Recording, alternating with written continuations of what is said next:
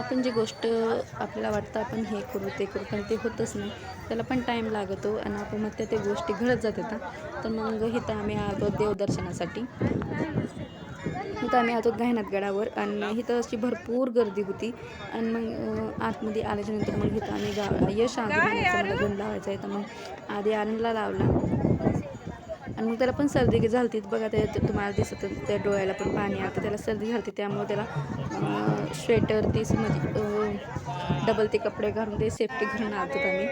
आणि मग इथं यशला पण गन लावला होता आणि मग इथं त्यांना पण लावला. आणि मग ही मला म्हणायचे तुला पण लाव, पण मी म्हणायचे नको, पण लावलं.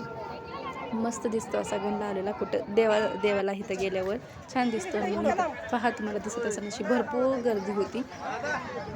आणि मग आम्हाला वाटायचं जास्त आतमध्ये पण जास्तच गर्दी असेल त्यामुळे मग जी देव आहे ते आम्हाला दिसत का नाही, दर्शन होतात का नाही. तर मग तिथं पण आम्हाला दर्शन तर झाले, चांगले दर्शन झाले. पण हे पहा हे अशी आणि बाकी एकादस होती, मोठी एकादस, त्यामुळं तर कुठं पण गडावर कुठं पण तुम्ही जा तिथं गर्दी तर असणारच असणार. पण आम्ही घरूनच निघालो तेव्हाच आम्हाला भरपूर जण म्हणायचे का गर्दी असणार इथं दर्शन होणार नाही, पण तसं काही झालं नाही. आमचे दर्शन पण खूप चांगले दर्शन झाले. जास्त गर्दी पण नव्हती काय नाही. आणि मग इथं आम्ही दर्शन केल्याच्यानंतर इथं आम्ही लागलो होतो पुढं लाईनीमध्ये. तर असं आम्ही गेलो गडावर. ही घाणत गडावर गेलो असं 2-3 इथं समोर जी इथं दिसते तुम्हाला तिथं ती मूर्ती आहे.